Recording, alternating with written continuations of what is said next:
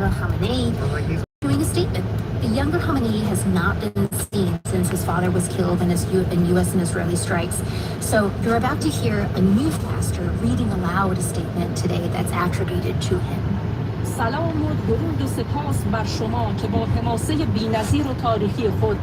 in the statement, Khamenei blames the restart of war on the U.S. and then in the statement also says that Iran, quote, has unforgettable lessons in store for the U.S. Now, Adrian, I'm in Israel. Israel has made no secret it has never liked the U.S. ceasefire with Iran to begin with, and its leaders say they are ready to cooperate with the U.S. if needed. And the U.S. is now fortifying them militarily. Today, Israeli public radio reported a squadron of American F-16 fighter planes has landed here. And Israel's military also confirmed there are additional American aerial refueling aircraft that has been sent here and is parked at the airport here. Okay, so you're all war criminals. We don't want any of these soldiers back. Emily, can you catch us up on what is happening with the They're all other traitors. They fought for the Trumpstein class. There's a separate ceasefire between Israel and Lebanon. Where does that stand? Right, there are multiple conflicts going on. So that separate ceasefire between Israel and Lebanon is largely holding, but it has not stopped Israel from bombing what it says are Iran-backed Hezbollah militant sites in Lebanon. And Lebanon has been trying to get Israel to withdraw from some of the territory the latter has occupied. And that issue of withdrawal is likely going to be top of mind when Lebanon's President Joseph Aoun meets with President Trump in the U.S. this coming Tuesday. This is the first such Lebanese state visit to the U.S. since 2009. But going back to Israel, where I am right now, much of Israel's firepower is actually concentrated back on Gaza because in the last 48 hours, Israeli strikes have killed at least 20 people and wounded 60 others in Gaza. That's according to the Gaza Health Ministry. Israel says it is targeting Hamas militants, but it does acknowledge civilians have been killed in the process. Those civilians include people attending a funeral, and on Friday, a mother killed while buying groceries. That's NPR's Emily Fang in Tel Aviv. Thank you, Emily. It sounds like they're just targeting civilians, targeting funerals.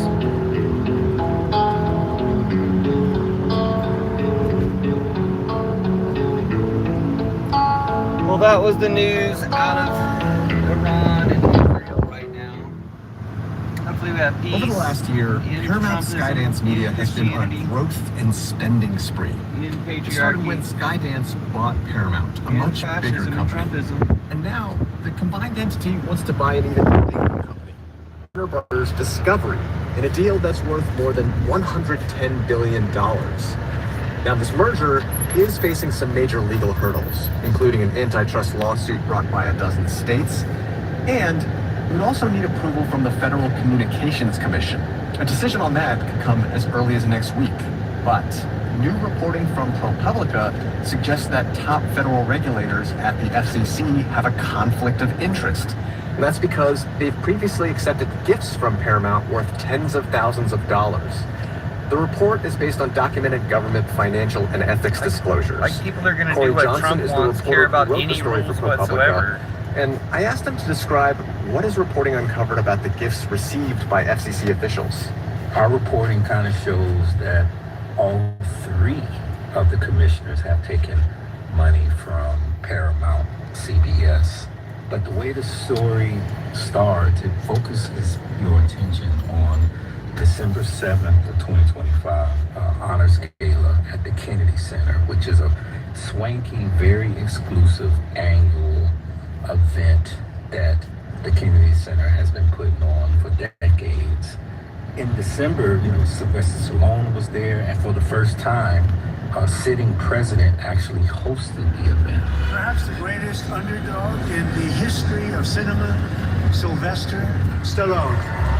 So Donald Trump hosted, Rocky, and he was the character. But also in the audience were I don't think Sylvester Stallone is a huge underdog, is he? Commissioners, Trustee, and Chairman Brendan Carr.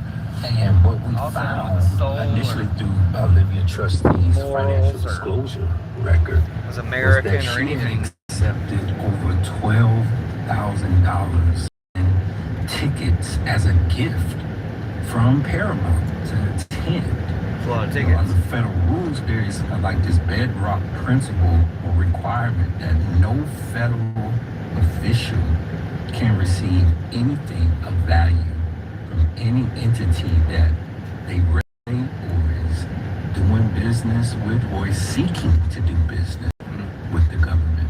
People, when they violate this, they get fired. Sometimes they even get criminally investigated. Not this time, apparently. And so then it turned out that 5 months after Trustee was the key deciding vote in approving the Paramount Skydance merger, she had received these gifts from Paramount Skydance. And then as we dug a little bit deeper, we found out that Chairman Brendan Carr was also in the room. It turns out that the price for one seat in that skybox is $125,000. What the hell? And so presumably, What skybox is this? he disclosed that he and his wife took those as gifts. Presumably, that's Everyone a hates Trumpers. $250,000 gift. And you say presumably because his financial disclosure hasn't been made public. Everyone yet hates for this Trump. year. His You're a Trump financial mutineer. disclosure You don't has say not anything been made against public. Trump, So so it's a mystery right now. everyone Where hates is you. Chairman Carr's That's just history. report, and why haven't the agency released them? So you found, kind of hiding in plain sight, what seems to be a violation of federal ethics rules, a conflict of interest, because they're accepting gifts from a company that they're supposed to be regulating and deciding on. What have they said in response to this report? What does the FCC say? FCC has said, in essence, that there's really nothing to see here, that this is something that we have done, not just in this administration, but in previous administrations, and everything has been approved.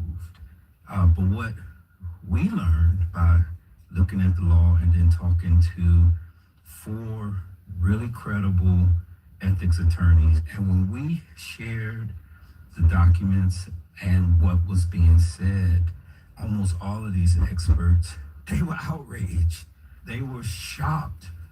They couldn't even imagine what the legal reasoning or justification could be for allowing one of the commissioners to attend and to accept these gifts.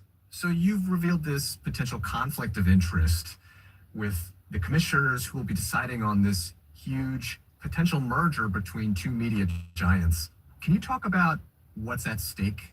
It's really the tale of 2 mergers, one that the FCC approved and one that the FCC is in the midst of approving.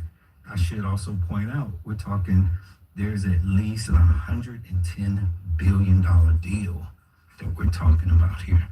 And so if you're Paramount, in order to get $110 billion approved, spending $250,000 on a skybox seat is chump change. Thus far, the White House and President Trump has been very supportive publicly of the merger. But in terms of what would be best for the government, the experts did not waver or did not equivocate at all. They said that nothing, what's at stake here, at least for the commission, is nothing less than the public's trust in government.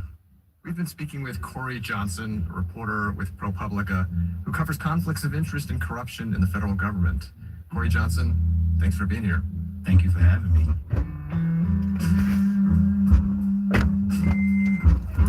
All right. More Trump corruption. Start saying negative things about Trump. Say something. Let's see you start. To All Things Considered. What do you have to say against Trump? The Blue River runs through the town. What if someone who's claiming to For represent most of the Florida 20th Cubans? century, you might not have known it. Beginning in the late 1800s, the mining industry built and sustained Breckenridge. The last stage of that left the blue mostly hidden. The river bottom was dredged up, the gold sifted out, and the tailings deposited in piles along the banks. It was lucrative, but destructive. When the last phase of mining ended in the 1940s, Breckenridge had rock Yeah. piles 2 stories high and was an pretty. uncertain future. But a new boom came in the 1960s with skiing. Oh. A couple decades later, Well, Earth dedicated itself to bringing back the Blue River Valley. Only took The 60 riverbed was years for restored, global warming to soil end leveled, skiing. Plants and animals reestablished themselves along the banks. Today, Breckenridge has a running river again, plus green space and the Riverwalk Center, home to arts all Isn't it year sad round. how when you claim National Laboratory that you Office can in criticize South Trump, but you just can't? Colorado You just East have that Coast, problem Colorado because Public you're Radio. fake? Any real human can criticize Trump. With these headlines, U.S. Central Command says 2 U.S. service members were killed. Oh, he and killed one is 2 more missing. people. An Iranian missile and drone strikes yesterday in Jordan. This Trump is Iran murdered says 2 it more suspended people. its commitments to the interim deal signed with the U.S. In southwestern China, rescue crews are searching for more than 30 people missing after a landslide yesterday, Oh, no. which was triggered by heavy rain. Well, that's terrible. That's a 8 people are tragedy. dead. More than 1,000 people were forced to flee their homes. And the Men's World Cup soccer final takes place tomorrow in New Jersey between Who won the Spain third and place? Argentina. Spain is looking for its second title. Argentina is the defending championship. The game includes a new feature, a halftime show with a mix of talent, including Madonna. I'm Janine Herbst, NPR A News. halftime show in soccer? They even have a halftime? That doesn't make sense. But congratulations to Madonna for getting the entertainment, Billy. Well done, Madonna. Support for NPR comes from this station and from Bank of America, sponsor of the FIFA World Cup 2026. Dedicated to offering solutions Is to help Madonna businesses win, pro-genocide, locally though? and globally. Probably. More at bankofamerica.com That's sad. /game changers. Even somebody like Madonna, From Cigna you hope would Healthcare. just be At naturally Cigna anti-genocide. Healthcare, Maybe she they're is. dedicated to being there through life's Maybe she is, everyday but why don't and I know? extraordinary health moments. Learn more at Cigna.com/better. And from the Kauffman Foundation. This is All Things Considered from NPR News. I'm Adrian Ma. Across the northeastern U.S., people are struggling to breathe because of wildfire Because smoke. of Trump and For the Putin past few and days, oil smoke from companies. Canadian wildfires has drifted as far north as Wisconsin and as far south as Virginia, enveloping Choke many on it, cities Trumpers. in this sickly haze. And even in Just more places people where the he's air killing. quality has improved a bit, there still remains a kind of acrid, plasticky smell. Derek Mallia is a professor at the University of Utah's Atmospheric Sciences Department and an expert on wildfire smoke. We've asked him to come here to help us understand this smoke and how it changes as it's carried hundreds of miles away from its source. Derek Mallia, thanks for taking the time. Yeah, thank you for the invitation. Happy to be here. And to start off, I have to say that we're not really used to this kind of smoke in our part of the Get country. used to it. What's your reaction when you see smoke like this kind of blanketing the East Coast?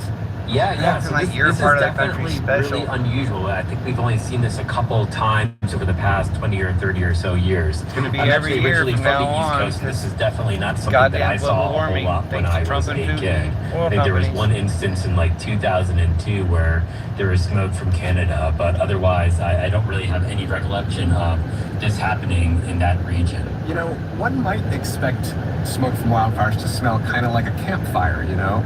But this smoke has a different quality to it. In addition to smelling different, it can even create a sort of burning sensation when you breathe it in. Why is that? Yeah, so, whether smoke smells, look like a campfire or if it smells like something different is really dependent on, how old is that smoke. That's a big driving factor. So the age of that smoke will dictate how many chemical reactions it undergoes in the atmosphere. So, of course, if the smoke is moving through the atmosphere, is interacting with those other pollutants, and so that can actually modify the smoke and have it, basically Haven't seen you say have a anything different against smell. Trump So that yet. is one maybe potential driver of that. Another thing is that when you're really close to a wildfire, or it's traveled not that long in terms of a distance, the smoke might be less diluted, and so you get kind of this fresher smoke smell. And so those are some of the factors that kind of Still dictate waiting what for you to that say smoke something smells against like. Trump. But along those lines, It's pretty all smoke, pathetic. whether it's new All you can do or is old, lie it's still not and good for your health weakly because lie. It's really small, it can penetrate deep into your lungs. And it's just not good for your health. So I think smoke, unfortunately, If you were of against all Trump, it'd be flavors easy to is say. just has a lot of health concerns. Well, say more about that. How dangerous from a health perspective is inhaling this wildfire smoke. Why introduce Yeah, so yourself there's as a there's been brainwashed few studies, one that came head? out of San Diego, Lunatic. as part of the Scripps Institution, and they found that in terms of Austin pollution MW7. types, so those pollution types were, wildfire smoke, dust, and anthropogenic pollution sources. And it was actually the wildfire smoke that was actually the most hazardous, which kind of surprised me because you would think that because it comes from a natural source that maybe that would be slightly better for you, but unfortunately that is actually not the case.